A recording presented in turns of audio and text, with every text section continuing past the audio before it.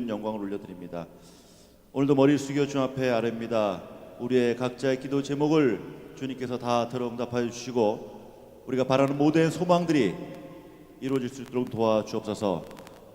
어제와 오늘 앞으로 존재하실 주님, 또 우리와 함께 하실 주님, 오늘도 찬양을 통해 주님께 영광 돌릴 때 주님 기뻐 받아 주옵소서. 이 시간 차고 넘치는 주님의 역사가 임할 수 있도록 주님 역사하여 주옵소서. 함께 하실 주님만을 찬양합니다. 예수님의 이름으로 기도드립니다. 아멘. 항상 주님과 함께 동행하는 여러분 되시길 바라면서 항상 주님 앞에 기쁨의 역할을 할 수 있는 우리 모두가 되길 바라면서 함께 찬양합니다.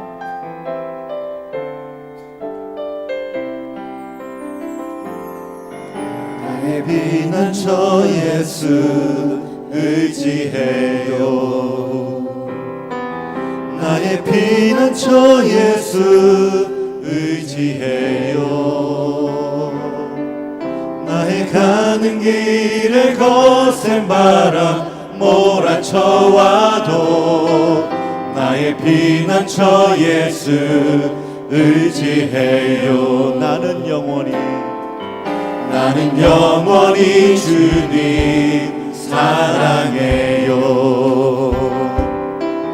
나는 영원히 주님 사랑해요. 세상 어떤 것도 나의 사랑 끊을 수 없네. 나는 영원히 주님 사랑해요. 아바 아버지 나를 사랑하시니 나의 모든 것 주께 드려요. 아바 아버지 내가 여기 있으니 주님 영광 위하여 써주세요. 나의 피난처 예수 의지해요. 나의 피난처 예수 의지해요. 나의 가는 길에 거센 바람 몰아쳐와도 나의 피난처 예수 의지해요. 나는 영원히 주님 사랑해요. 나는 영원히 주님 사랑해요. 나는 영원히 주님 사랑해요. 세상 어떤 것도 나의 사랑 끊을 수 없네. 나는 영원히 주님 사랑해요. 아바 아버지 나를 사랑하시니 나의 모든 것 주께 드려요. 아바 아버지 내가 여기 있으니 주님 영광 위하여 아바 아버지여. 아바 아버지 나를 사랑하시니 나의 모든 것 주께 드려요. 아바 아버지 내가 여기 있으니 주님 영광 위하여 나의 피난처 예수. 아멘. 나의 피난처 예수 의지해요. 나의 피난처 예수 의지해요. 나의 가는 길에 거센 바람 몰아쳐와도 나의 피난처 예수 의지해요. 나는 영원히 주님 사랑해요. 나는 영원히 주님 사랑해요. 나는 영원히 주님 사랑해요. 세상 어떤 것도 나의 사랑 끊을 수 없네. 나는 영원히 주님 사랑해.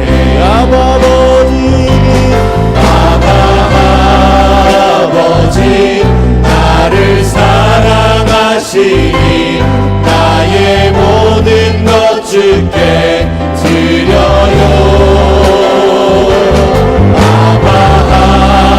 아버지 내가 여기 있으니 주님 영광 위하여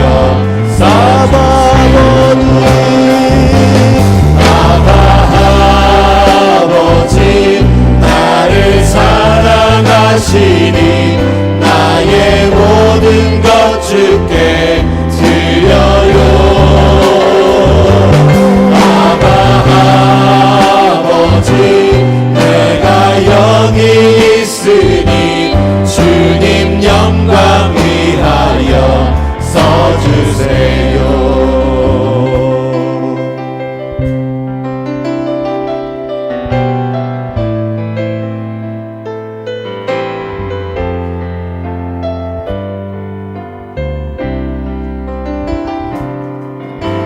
주님 다시 오실 때까지 나는 이 길을 가리라.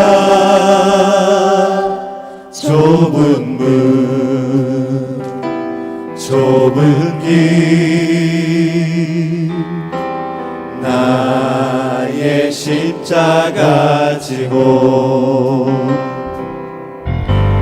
나의 가는 이 길 끝에서 나는 주님을 보리라. 영광의 내 주님 나를 맞아주시니 주님 다시 오실 때까지 나는 일어나 달려가리라. 주의 영광 온 땅 덮을 때 나는 일어나 노래하리. 내 사모하는 주님 온 세상 구주시라.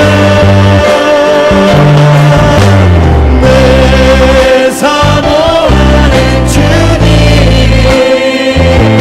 영광의 왕이 주님 다시 오실 때까지 주님 다시 오실 때 나는 이 길을 가리라.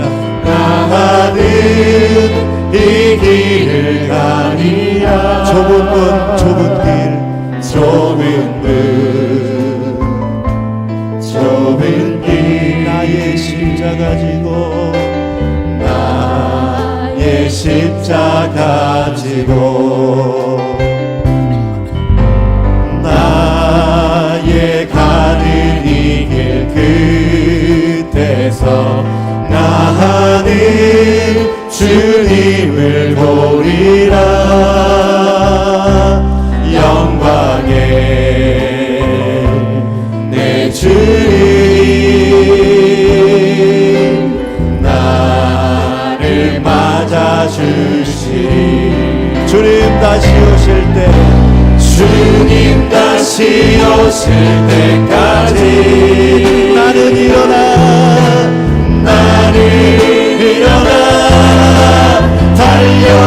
달려가리라.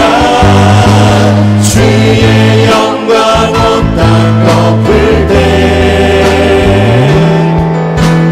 나는 일어나 노래하리.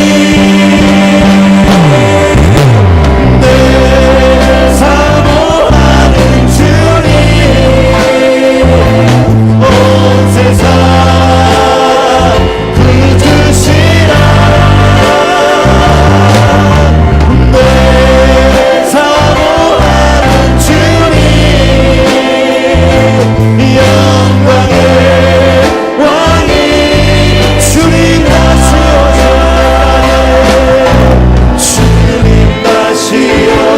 때까지 나는 일어나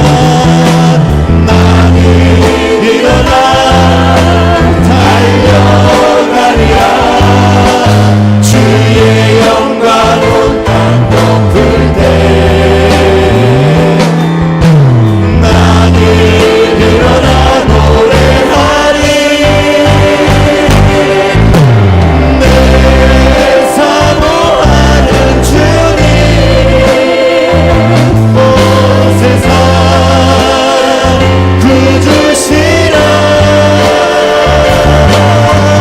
내 사모하는 주님 영광의 왕이 영광의 왕이라. 영광의 왕이 영광의 왕이시라. 영광의 왕이시라. 할렐루야. 아멘.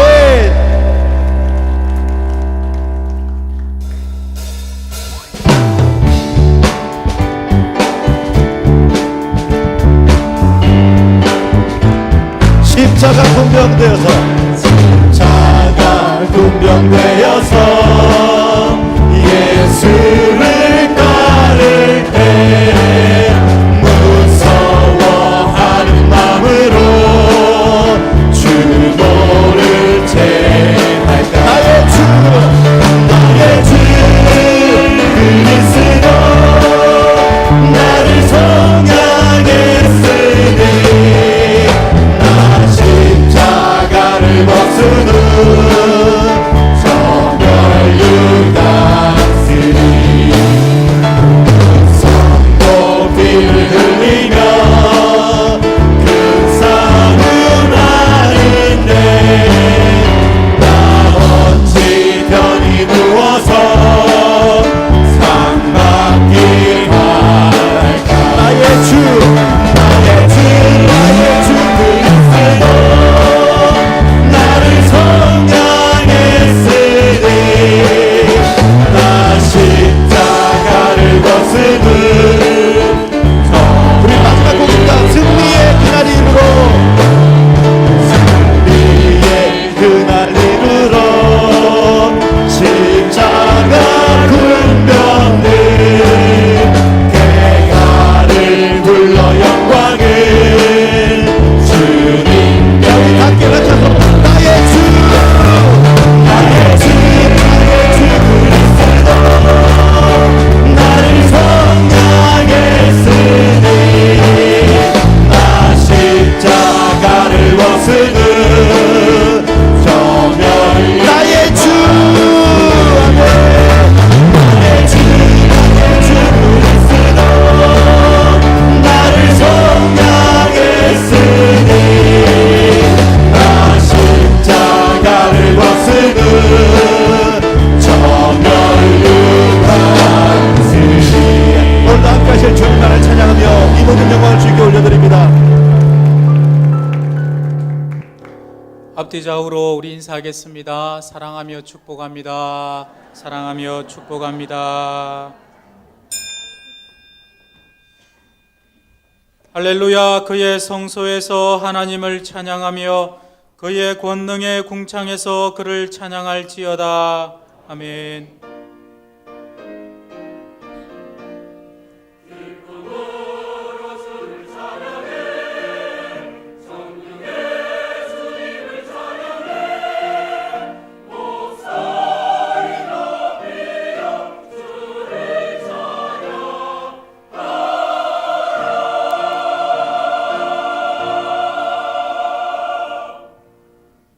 전능하사 천지를 만드신 하나님 아버지를 내가 믿사오며 그 외아들 우리 주 예수 그리스도를 믿사오니 이는 성령으로 잉태하사 동정녀 마리아에게 나시고 본디오 빌라도에게 고난을 받으사 십자가에 못 박혀 죽으시고 장사한 지 사흘 만에 죽은 자 가운데서 다시 살아나시며 하늘에 오르사 전능하신 하나님 우편에 앉아 계시다가 저리로서 산자와 죽은 자를 심판하러 오시리라. 성령을 믿사오며 거룩한 공예와 성도가 서로 교통하는 것과 죄를 사하여 주시는 것과 몸이 다시 사는 것과 영원히 사는 것을 믿사옵나이다. 아멘. 한 주간의 삶을 돌아보며 참회의 기도를 드리겠습니다.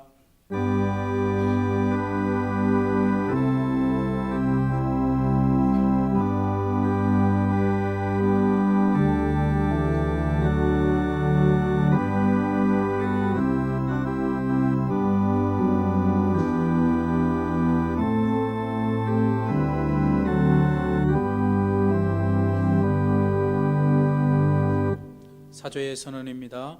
만일 우리가 우리 죄를 자백하면 그는 미쁘시고 의로우사 우리 죄를 사하시며 우리를 모든 불의에서 깨끗하게 하실 것이요. 아멘.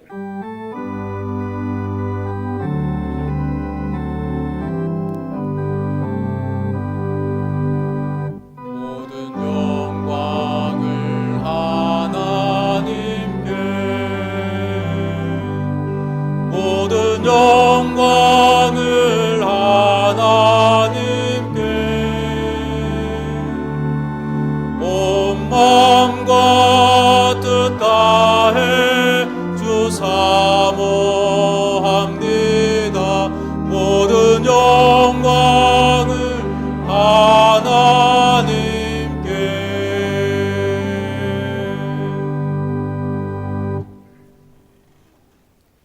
제1은 너는 나 외에는 다른 신들을 내게 두지 말라.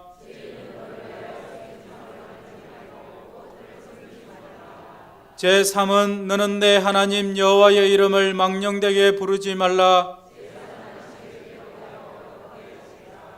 제5는 내 부모를 공경하라. 제7은 간음하지 말라. 제9는 내 이웃에 대하여 거짓 증거하지 말라. 아멘.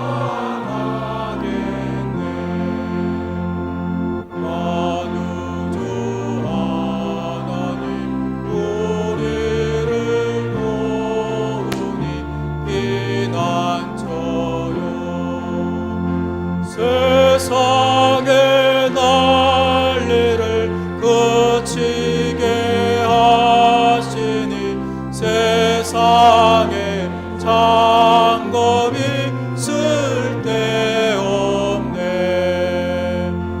높으신 하나님 우리를 구하니 할렐루야. 괴로움이 심하고 환난이 극하나 피난처 되시는 주 하나님.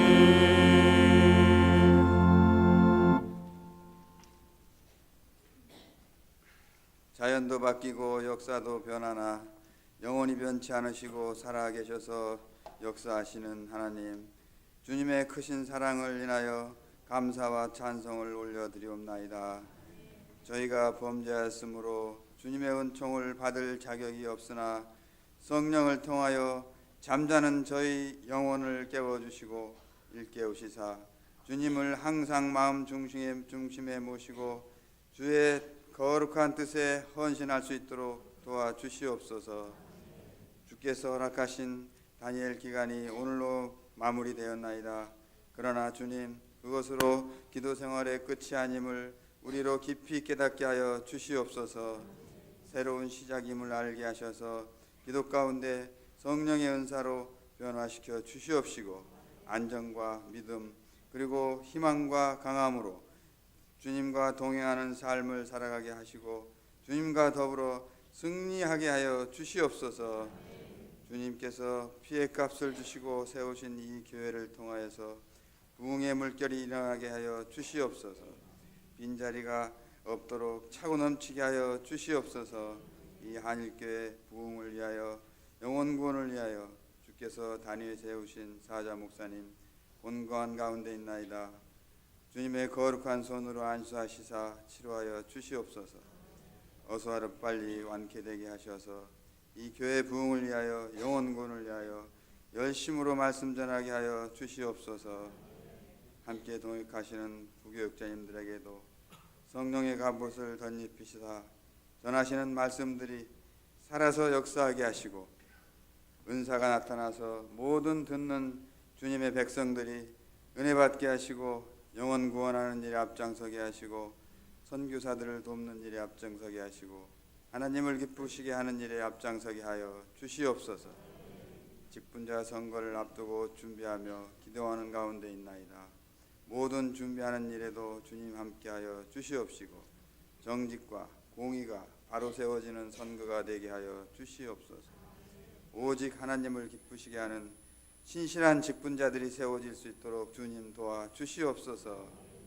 수능 시험을 앞두고 열심으로 기도하고 공부하고 있는 주님의 자녀들이 많이 있습니다. 주님 함께 동행하여 주시옵시고 지혜와 명철과 담대함과 기억력을 주셔서 그들이 원하고 바라는 바대로 다 이루어지게 하여 주시옵소서. 우리들의 미래이고 하나님의 나라를 이 땅에 세워가는 제목들로 키우사 솔로몬의 성전의 야긴과 보아스같이 크게 사용하여 주시옵소서. 말씀 듣고 단위에 들고 단위에 서신 목사님 말씀 가운데 역사가 나타나게 하시고 듣는 우리로 은혜 받게 하시고 깨닫는 시간이 되게 하여 주시옵소서. 찬양으로 영광 돌리는 성가 뒤에 축복하시고 보이지 않는 곳에서 수고하는 모든 손길들 기억하사 축복하여 주시옵소서.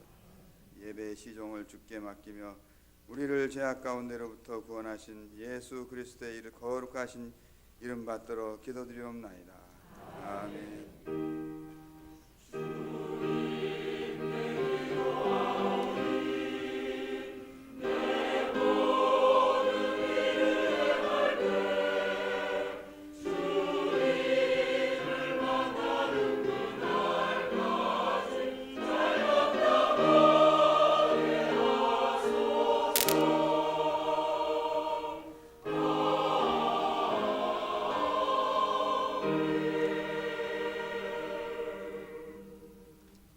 다 함께 일어서서 성경 봉독하시겠습니다. 오늘 우리에게 주시는 하나님의 말씀은 출애굽기 12장 12절에서 14절 말씀입니다. 내가 그 밤에 애굽 땅에 두루 다니며 사람이나 짐승을 막론하고 애굽 땅에 있는 모든 처음 난 것을 다 치고 애굽의 모든 신을 내가 심판하리라. 나는 여호와라. 내가 애굽 땅을 칠 때에 그 피가 너희가 사는 집에 있어서 너희를 위하여 표적이 될지라. 내가 피를 볼 때에 너희를 넘어가리니 재앙이 너희에게 내려 멸하지 아니하리라. 너희는 이 날을 기념하여 여호와의 절기를 삼아 영원한 규례로 대대로 지킬지니라. 아멘.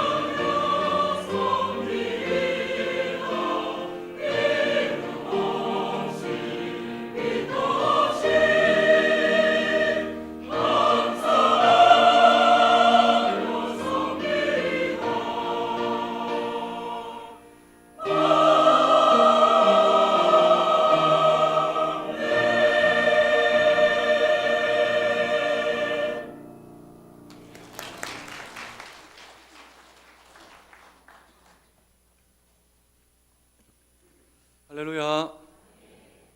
오늘 출애굽기 12장 12절에서 14절 말씀으로 피난처 예수라는 제목으로 말씀 나누겠습니다. 어느 나라 어느 지역을 가도 대피소라는 곳이 있습니다.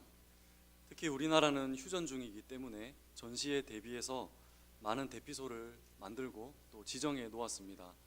건물 지하나 아파트 지하도 대피소가 있습니다. 국가 비상시에 대피해서 몸을 숨기고 몸을 보호하는 기능을 합니다. 요즘에 등산하기 좋은 날씨라고 합니다. 산에도 가끔씩 대피소가 있습니다. 산행 중에 갑자기 눈이 오거나 비바람이 불 때 대피할 수 있는 무인 구조물입니다. 왜 사람들은 대피소를 만들까요? 안전하지 않기 때문입니다. 어디를 가도 위험에 노출되어 있기 때문입니다. 그러면 우리가 당할 수 있는 가장 큰 위험은 무엇일까요? 전쟁으로 친다면 핵전쟁이나 생화학 전쟁이 위험일 수도 있습니다. 자연재해로 친다면 가뭄이나 지진, 홍수가 큰 위험이 될 수 있습니다. 자연 파괴나 환경오염도 인류를 위협하는 큰 재앙이 될 수 있습니다. 그러나 성경은 인간에게 있을 가장 큰 재앙이 바로 여호와의 날, 심판의 날, 마지막에 하나님께서 죄인을 심판하실 그 날이 가장 큰 심판이고 이전에도 없었고 또 앞으로도 없을 전무후무한 그런 재앙이 있을 것이라고 성경은 기록하고 있습니다. 특별히 이집트에 내려졌던 10가지 재앙을 보면 하나님이 최후의 심판의 속성을 우리가 엿볼 수가 있습니다. 그 중에 8번째 재앙이 바로 메뚜기 재앙입니다. 하나님께서 메뚜기 떼를 이집트 땅에 보내셔서 모든 식물과 나무를 다 먹어버리게 하십니다. 메뚜기 떼가 재앙일까요? 요즘은 메뚜기 하면 이미지가 많이 귀여워져서 메뚜기 하면 그렇게 위협감을 느끼지 않습니다. 예전에도 우리가 메뚜기를 잡아서 튀겨서 이렇게 단백질 보충용으로 먹지 않았습니까? 그런데 이 성경에서 말하는 메뚜기 떼는 그런 귀여운 메뚜기가 아니라 얼마 전에 러시아에서 2-3달 전에 메뚜기 떼가 습격을 했습니다. 그때 습격한 메뚜기가 그 일대를 쑥대밭을 만들었는데 국가에서 비상사태를 선포했습니다. 옥수수밭에 메뚜기 떼가 앉았는데 옥수수가 생으로 먹으면 얼마나 딱딱합니까? 그 딱딱한 옥수수 알과 줄기까지 다 갉아먹고 800만 제곱미터에 달하는 그런 지역이 쑥대밭이 되었습니다. 무려 이 메뚜기의 크기가요, 길이만 8cm고 날개만 12cm라고 합니다. 별로 안 놀라시네요. 참새만한 크기입니다. 제 아내는 집에서 쌀벌레 한 마리만 날아다녀도 막 벌벌 떠는데 여러분 12cm 참새만한 메뚜기, 그 메뚜기 떼가 이 땅을 습격하는데 요엘서에는 뭐라고 기록되어 있냐면 팥중이가 남긴 것을 메뚜기가 먹고 메뚜기가 남긴 것을 느치가 먹고 느치가 남긴 것을 황충이 먹었도다. 이 말은 4종류의 메뚜기 떼를 말합니다. 이 말은 이 메뚜기 떼가 한 번만 지나가도 완전히 황폐해야 되는데 4번을 지나가니 그 땅이 얼마나 황폐하게 되겠습니까? 하나님께서 임하실 최후의 죄인들을 향한 최후의 심판이 이만큼 무섭고 치명적이고 파괴적이고 하나도 남지 않을 하나님의 진노의 날이 온다라는 것을 말씀을 합니다. 그러면 전쟁에도 대피소가 있고 비바람에도 대피소가 있다면 그 어떤 자연재앙과 비교할 수 없는 이 하나님의 심판도 대피소가 있지 않겠습니까? 오늘 본문은 이 하나님의 심판을 피할 수 있는 대피소가 어디인지를 말씀해 줍니다. 이스라엘 백성이 이집트 노예로 고역을 하고 있을 때 하나님께서 그들을 불쌍히 여기셔서 이집트에 10가지 재앙을 내리시고 그들을 구출하십니다. 그런데 10가지 중에 마지막 재앙은 바로 장자의 죽음, 처음 난 것들의 죽음입니다. 그러면 이 죽음을 피할 수 있는 방법을 하나님께서는 마련해 주시는데 그것은 바로 어린 양을 잡아서 그 피를 출입문의 좌우 위에 바르면 죽음의 사자가 그 집을 볼 때 그 피를 보고 그 집을 넘어가겠다라고 약속해 주셨습니다. 그 말씀이 바로 오늘 본문 말씀 13절 말씀입니다. 우리 오늘 본문 말씀 12장 13절 말씀을 한번 같이 읽어보겠습니다. 시작. 내가 애굽 땅을 칠 때에 그 피가 너희가 사는 집에 있어서 너희를 위하여 표적이 될지라. 내가 피를 볼 때에 너희를 넘어가리니 재앙이 너희에게 내려 멸하지 아니하리라. 아멘. 후에 이스라엘 백성들은 이날을 기념해서 유월절이라고 이름 붙였습니다. 이 유월이라는 뜻은 패스오버, 넘어가다, 지나가다라는 뜻이 있습니다. 어린 양의 피를 바른 그 집과 그 안에 있는 사람만이 이 죽음의 재앙을 피할 수 있다. 죽음의 재앙을 피할 수 있는 유일한 대피소라는 것을 말씀합니다. 그러면 이 유월절이 오늘날 우리에게는 어떤 의미일까요?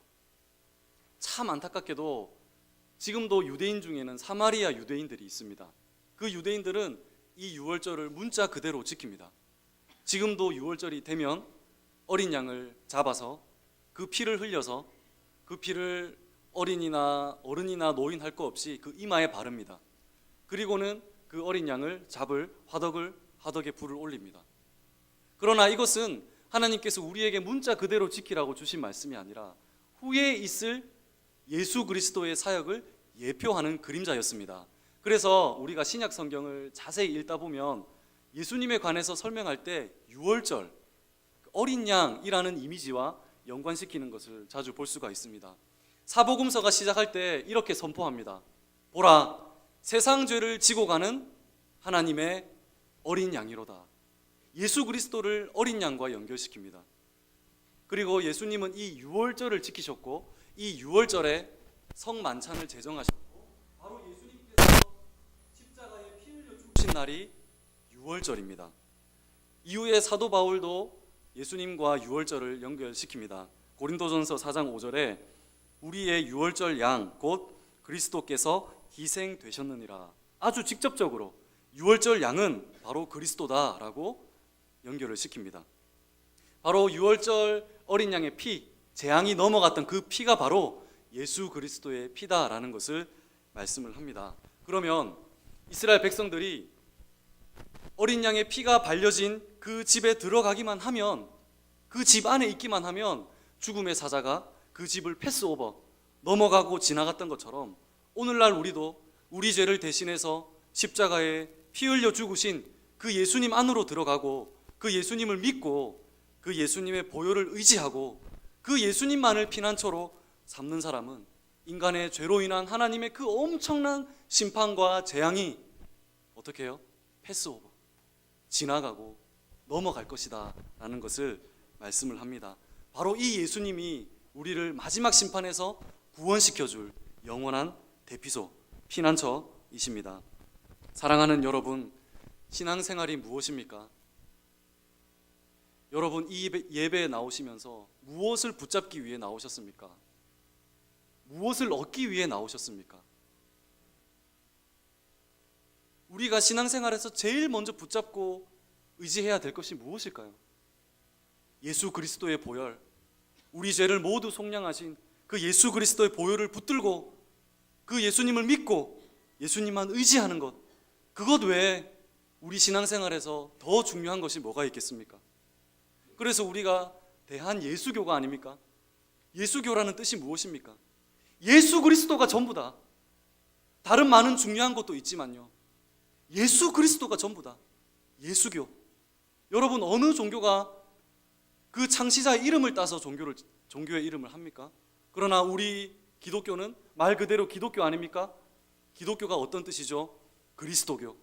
예수 그리스도가 전부이고 예수 그리스도만 붙잡고 예수 그리스도의 그 속죄의 보혈 안으로 들어가서 하나님의 재앙을 피하고 영원한 안식을 누리는, 그것이 바로 기독교가 아니겠습니까? 요즘에 안전지대라는 말을 많이 쓰죠.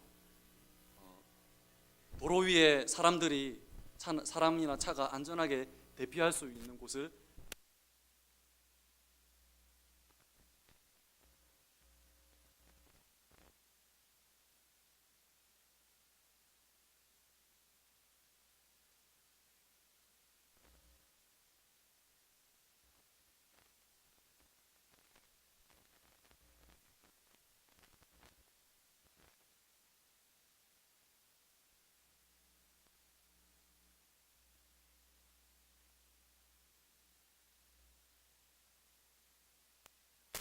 건물 아니겠습니까?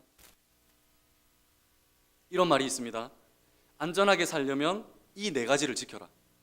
첫 번째, 자동차를 타고 다니지 마라. 왜냐하면 사망사고의 20%가 자동차 때문에 일어난다고 합니다. 두 번째, 비행기나 기차나 배로 여행하지 마라. 모든 사고의 16%가 여기서 생긴다고 합니다. 세 번째, 거리를 걸어 다니지 마라. 모든 사고의 15%가 길에서 발생한다고 합니다. 네 번째, 뭐겠습니까? 네, 집에 있지 마라.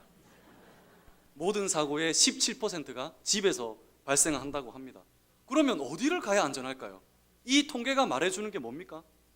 이 세상 어디에도 우리가 마음 편하게 영원히 안식할 수 있는 피난처가 없다는 것이죠.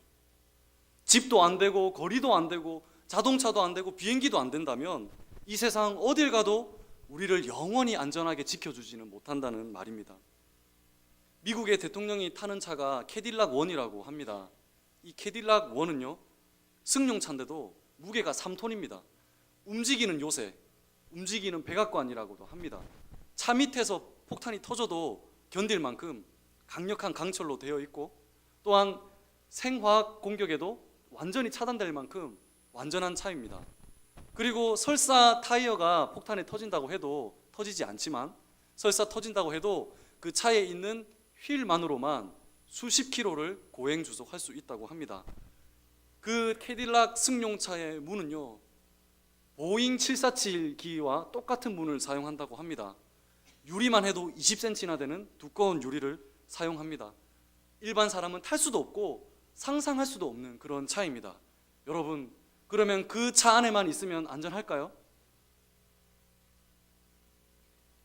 우리를 하나님의 그 무서운 진노와 심판에서 지켜줄까요? 어느 곳에 우리가 집을 짓고 산들 안전하겠습니까?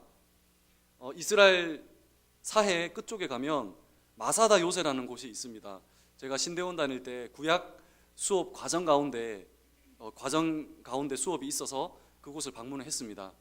정말 멀리서 보는데 감탄이 터져 나옵니다. 405m나 되는 그 언덕 위에 큰 요새가 성벽이 쌓여져 있습니다. 당연히 걸어서는 못 가고요. 휠체어가 아니라 케이블카를 타고 올라가야 됩니다. 그 당시 어떤 기술로도 절대로 정복할 수 없는 그런 마사다 요새였습니다. 유대인들의 로마군에 향한 최후의 저항지였죠. 그러나 그 요새도, 그 누구도 넘볼 수 없을 것 같은 요새도 로마군의 집요한 공격 끝에 결국에는 함락되지 않습니까? 그래서 그 안에서 저항하던 유대인들이 자기들이 이제 곧 함락할 것을 알고 이방인들 손에 죽기 싫어서 제비를 뽑아서 서로를 죽이는 그런 자살을 한 아주 비극적인 곳이 되지 않았습니까? 사랑하는 여러분, 이 세상 어느 높은 곳을 올라가서 어느 곳에 집을 지은들 그곳이 우리를 영원하게 안식시켜줄 피난처가 될 수 있겠습니까? 그 어떤 곳이 하나님의 그 죄인을 향한 진노와 심판에서 우리를 숨겨줄 수 있을까요? 부와 권력과 돈이 우리의 안식처가 될 수 있겠습니까? TV를 보십시오. 어제까지만 해도 권력을 붙잡고 있던 그런 사람들이 바로 오늘 법원 앞에서 죄인의 모습으로 쓰는 것을 우리가 볼 수 있지 않습니까? 그래서 다윗은 주님은 나의 피난처, 나의 피난처라고 고백을 많이 했던 사람 중에 한 사람입니다. 그런데 언제 고백을 했냐? 주는 나의 방패시요 천만인이 나를 애워싸 진친다 하여도 나는 두려워하지 아니하리라. 이 말씀을, 이 시편을 언제 기록했을까요? 자신의 하나밖에 없는 맏아들, 그 맏아들이 자신을 반역하고 죽이려 해서 도망다니고 광야로 도피할 때 썼던 시가 이 시입니다. 주님은 나의 방패시요 나의 요새십니다. 이 시는 언제 썼을까요? 34편 22절에 여호와께서 그의 종들의 영혼을 속량하시니 그에게 피하는 자는, 그를 피난처로 삼는 자는 다 벌을 받지 아니하리로다.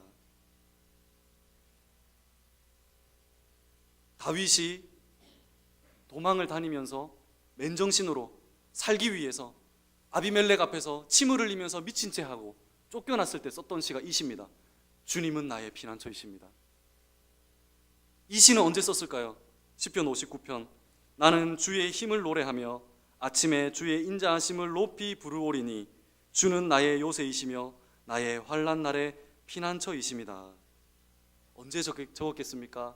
생각만 해도 다윗이 궁정 안에서 참 평안할 때 적은 시가 아닐까, 참 아름다운 시다라고 생각하겠죠. 그러나 이 59편에 성경에 기록되어 있는 해설을 보면 사울이 다윗을 죽이려고 사람을 보내어서 그 집을 감시하고 있을 때 다윗이 지은 시입니다.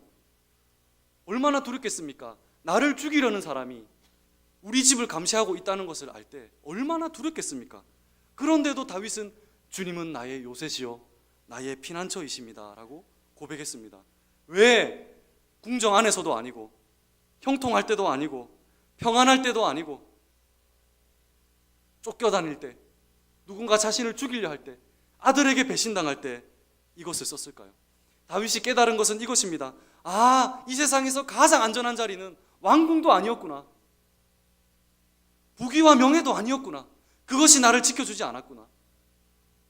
내 맏아들이 아니었구나. 그것이 나의 영원한 피난처가 되지 못하는구나.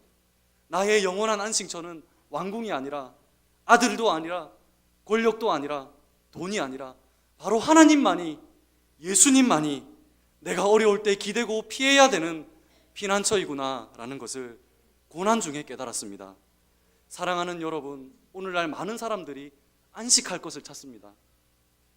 어떤 사람은 일을 통해서, 어떤 사람은 문화생활과 여가생활을 통해서 많은 안식처를 찾고 있습니다. 그러면 여러분 행복해졌습니까? 그 안식처를 찾아서 행복해졌습니까? 요즘에 스마트폰 얼마나 재밌습니까? 요즘에 버스 정류장을 보면 5명이면 5명 다 스마트폰을 보면서 기다리고 있습니다. 지하철을 타면 10명이면 10명 다 스마트폰을 보고 있습니다.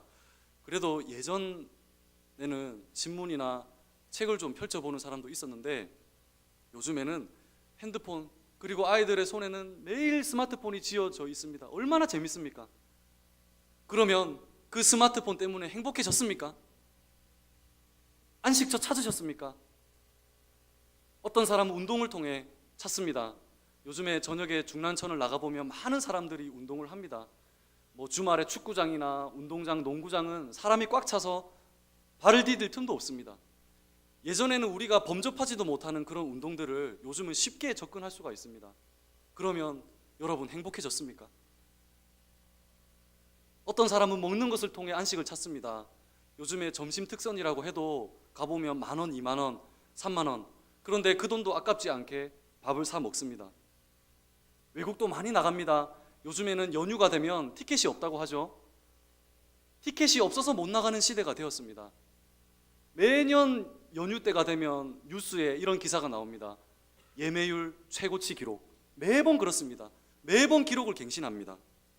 예전에 비하면 너무 우리가 안식할 것이 많고 즐거움을 찾을 것이 많아졌는데 그러면 행복해졌습니까? 왜 더 공허해집니까? 왜 더 우리 마음은 우울해집니까?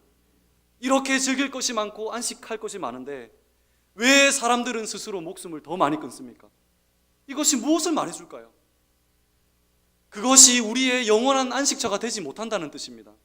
세상의 것들이 우리를 영원히 숨겨주고 영원한 피난처가 되지 못한다는 뜻입니다. 오직 유월절 어린 양의 피, 우리 죄를 대신해서 죽으시고 저와 여러분을 사랑하셔서 다시 살아나신 그 예수 그리스도만이 우리 죄를 해결하시고 우리 삶에 의미를 주시고 우리 인생에 해답을 주시는 예수 그리스도, 그분만이 우리의 피난처시고 우리가 영원히 안식해야 될 안식처라는 것을 말씀하고 있습니다. 마태복음 11장 28절에 예수님은 이렇게 말씀하셨습니다. 수고하고 무거운 짐진 자들아 다 내게로 오라, 내가 너희를 쉬게 하리라.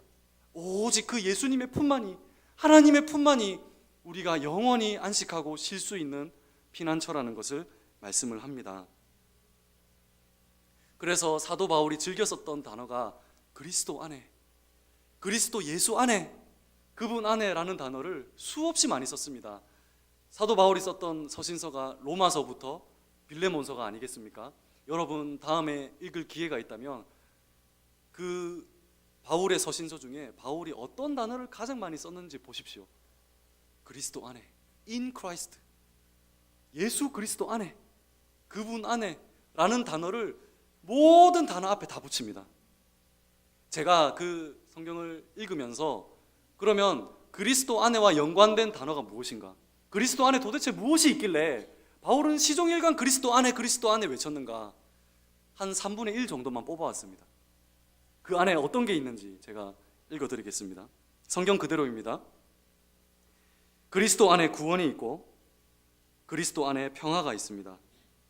그리스도 안에 영생이 있고 그리스도 안에 믿음이 있습니다. 그리스도 안에서 우리가 새로운 피조물이 되고 그리스도 안에서 승리합니다. 그리스도 안에서 강건해지고 그리스도 안에서 의롭다 함을 얻습니다. 그리스도 안에서 하늘에 속한 영적인 복을 누리고 그리스도 안에서 택함을 받았습니다. 그리스도 안에서 속량이 있고 그리스도 안에서 죄사함이 있습니다. 그리스도 안에서 부활이 있고 그리스도 안에 평안이 있습니다. 그리스도 안에서 정죄함이 없고 그리스도 안에 하나님의 사랑이 있습니다. 그리스도 안에 거룩하여지고 그리스도 안에 성도라 부르심을 받습니다. 그리스도 안에 아브라함의 복이 있고 그리스도 안에 하나님의 아들이라 일컬음을 받습니다. 그리스도 안에 하나님과 하나가 되고 그리스도 안에 영광이 있습니다. 그리스도 안에 상속자가 되고 그리스도 안에 하늘의 상급을 받습니다. 그리스도 안에서 우리의 쓸 것을 채우시고 그리스도 안에 모든 보화와 지혜가 있습니다. 바울이 깨달은 것은 이것이죠. 그리스도 안에 다 있구나. 우리가 찾고 갈망하던 것이 예수 그리스도 안에 다 있구나. 그래서 바울이 이 세상의 것들을 배설물과 같이 여기고 쓰레기와 같이 여겼다고 말할 수 있는 이유가 예수님을 만나고 나니까, 예수님을 발견하고 나니까 그 안에 다 있습니다. 이 하늘의 영적인 신령한 축복과 이 땅에 마르지 않는 기름진 축복이 예수 안에 다 있구나. 그래서 바울은 시종일관 in Christ, 예수 안에, 그리스도 예수 안에, 그분 안에, 그분 안에, 그분 안에,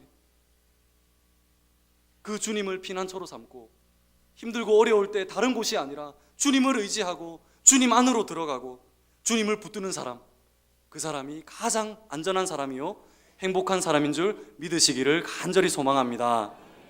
찬송가 70장 우리 아까도 불렀지 않습니까?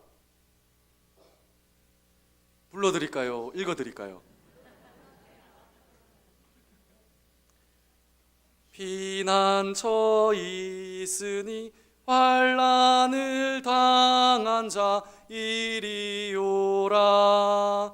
땅들이 변하고 물결이 일어나 산 위에 넘치되 두렵지 않네.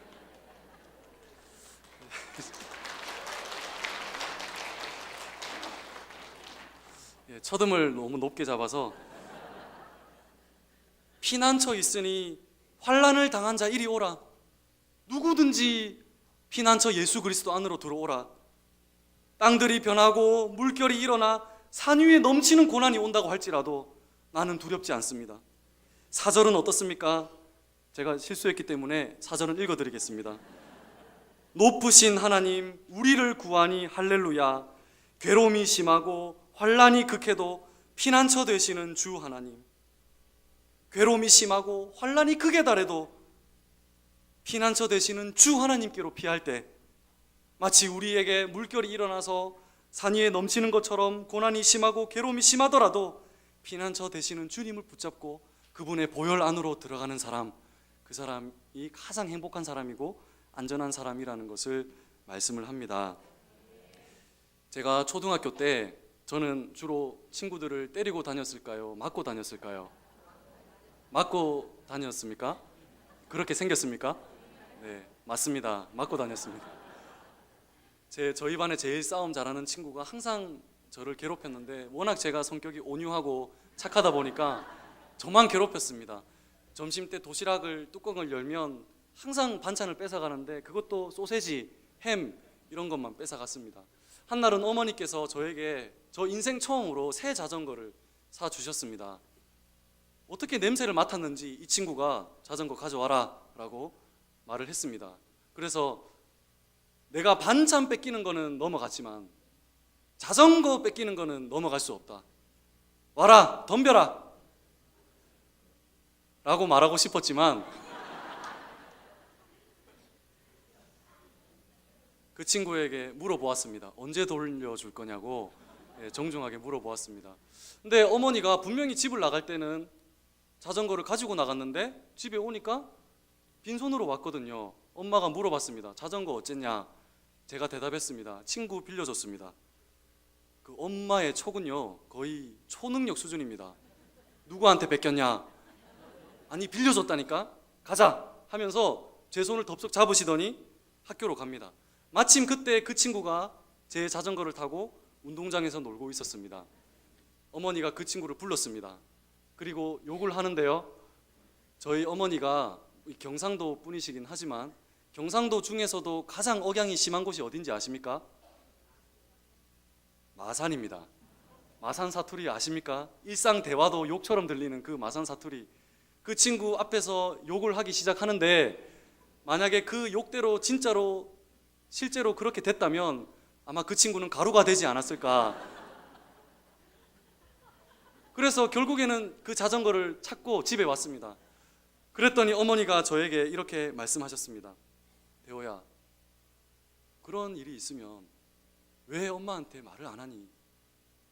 엄마가 도와줄 수 있잖아. 그런데 왜 얘기를 안 하니?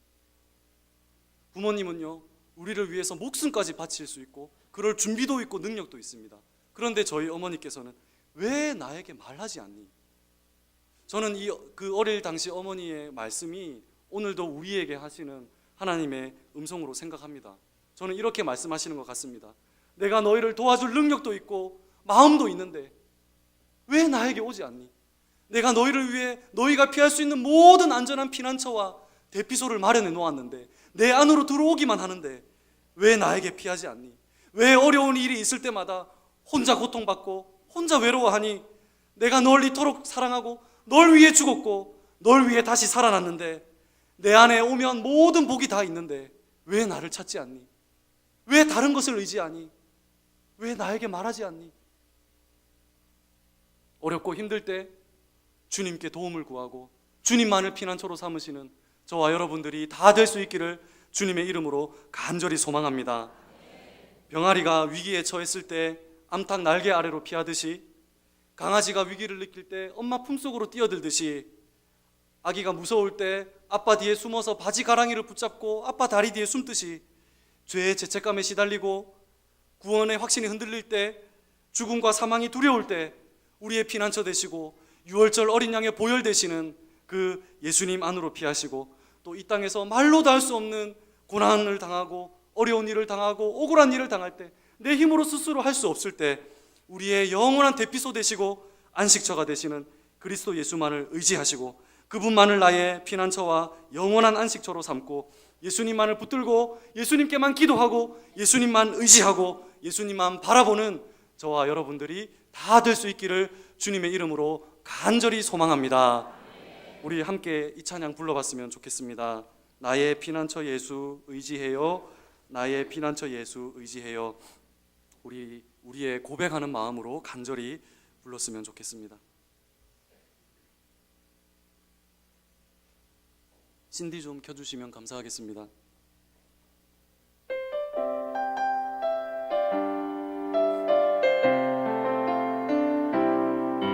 나의 피난처 예수 의지해요. 나의 피난처 예수, 나의 피난처 예수 의지해요. 나의 가는 길에 거센 바람 몰아쳐와도 나의 피난처 예수 의지해요. 나는 영원히 주님 사랑해요. 나는 영원히 주님 사랑해요. 아멘.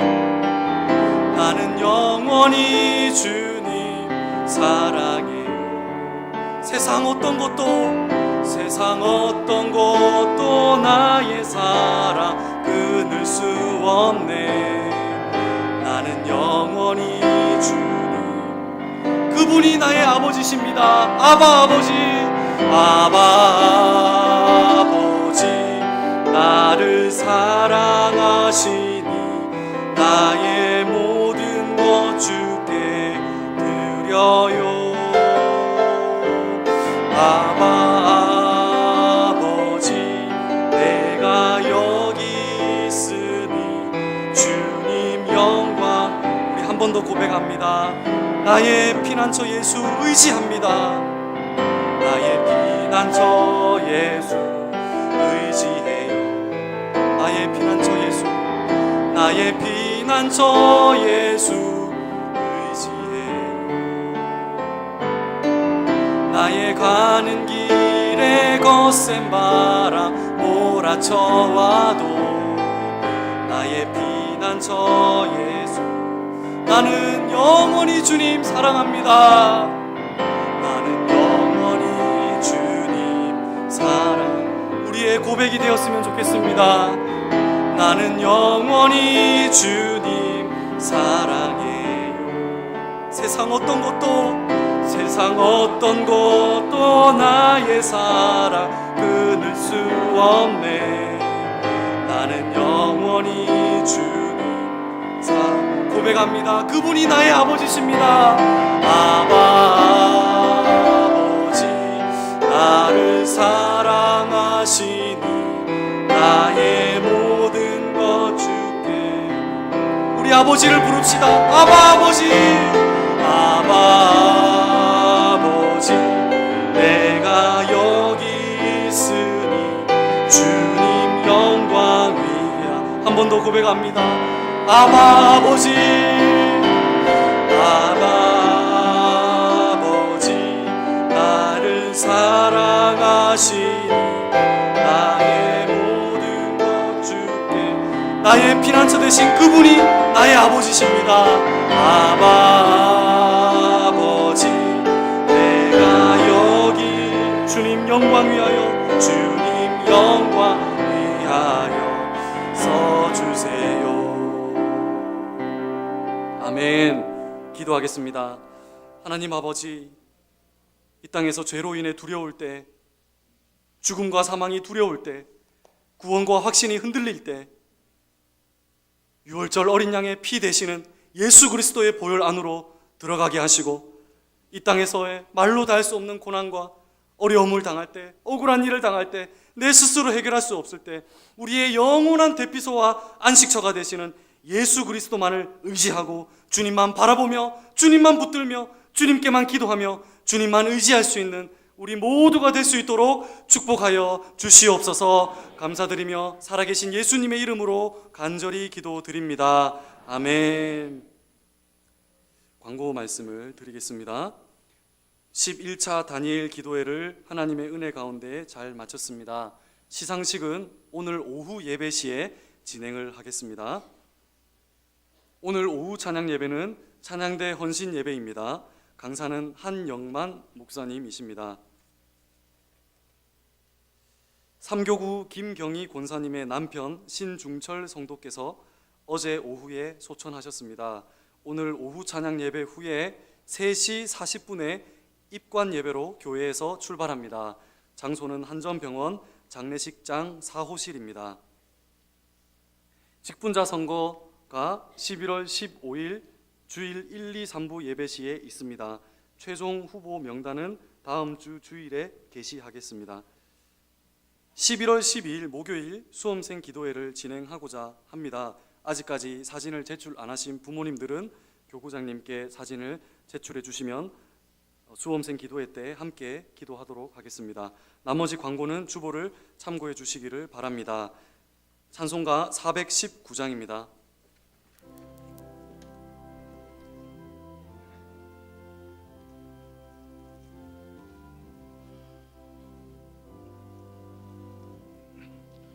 주 날개민 내가 편안히 쉬네.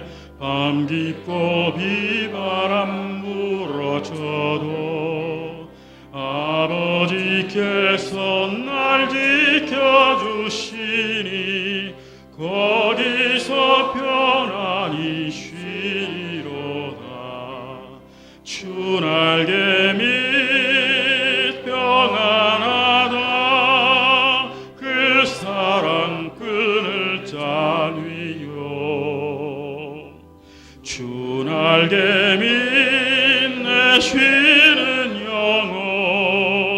영원히 거기서 살리.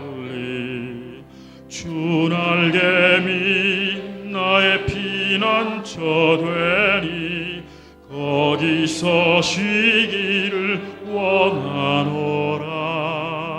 세상이 나를 위로하지 못하나 거기서 평화를 누리리라. 주 날개미 평안하다. 그 사랑 끊을 자니요. 주 날개미 내 쉬는 영혼 영원히 거기서 살리. 주 날개미 참된 기쁨이 있네. 고달픈 세상 길 가는 동안 나 거기 숨어 돌보심을 받고 영원한 안식을 얻으리라. 주 날개미 평안하다. 그 사랑 끊을 잣니뇨. 주 날개미 내 쉬는 영혼 영원히 거기서 살리.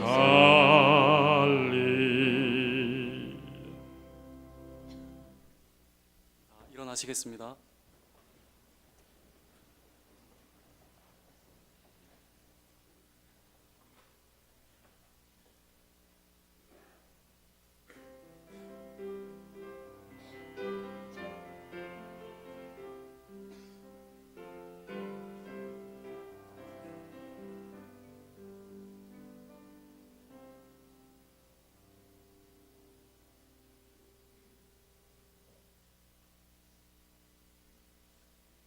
예, 지금 순서를 조금 바꿔가지고 우리 김지연 선생님, 오선혜 선생님 사이에 김리원 우리 공주 딸을 이렇게 우리 한번 기도하겠습니다. 사랑하는 우리 하나님 아버지, 하나님 은혜를 감사드립니다. 우리 김리원 공주 하나님께서 귀한 선물을 주셔서 감사드립니다. 우리 리원이가 은혜 가운데 잘 성장하게 주옵시고 지혜를 주시고 총명을 주시고 건강을 주시고 에스더와 같은 위대하고 하나님 복된 딸 되게 집안을 빛내며 하나님 교회와 하나님 나라를 위해 크게 세임받는 딸이 되게 하여 주옵소서. 우리 리온이를 키울 때 부모님들이 지혜로 키워 믿음으로 성령으로 키우게 하여 주옵소서. 하나님 다 책임져 주시고 다 역사해 주시고 리온이가 복받기를 원하는 우리 온교회 성도님의 자녀들은 다 동일하게 복을 받도록 역사하여 주옵소서. 참 좋으신 예수님의 이름으로 기도하옵나이다. 예. 오늘 우리 교회에서 이렇게 귀한 것을 드립니다.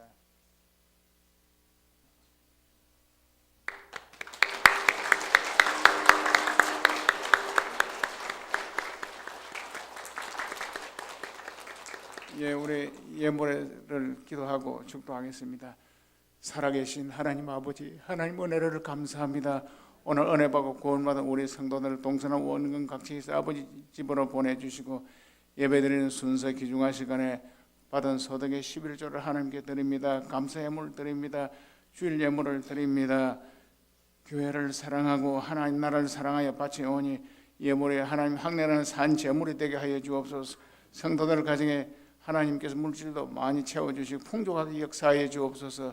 모든 것 주님께 감사하옵고 예수님의 이름으로 기도하옵나이다. 아멘. 교회의 머리 되신 우리 구주 예수 그리스도의 크신 은혜와 하나님 아버지의 사랑과 성령님의 교통하심과 위로하심과 충만케 하심과 넘치도록 축복해 주신 역사가 오늘 예배한 우리 온 성도들 머리 위에 영원 무궁토록 함께 있을지어다. 아멘.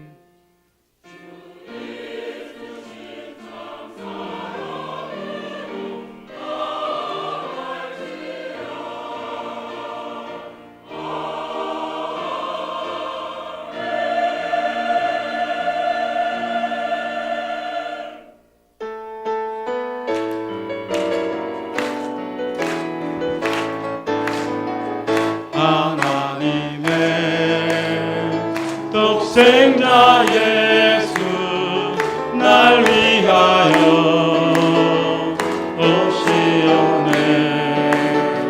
내 모든 죄 사하시려고 십자가 지셨으나 다시 사셨네. 살아계신 주 나의 잠든 소망 두려움이 사라지네. 사랑해 준 내가 일인도 아니 내 모든 삶의 기쁨 늘 충만하네. 예배를 마쳤습니다. 말씀으로 승리하시기 바랍니다.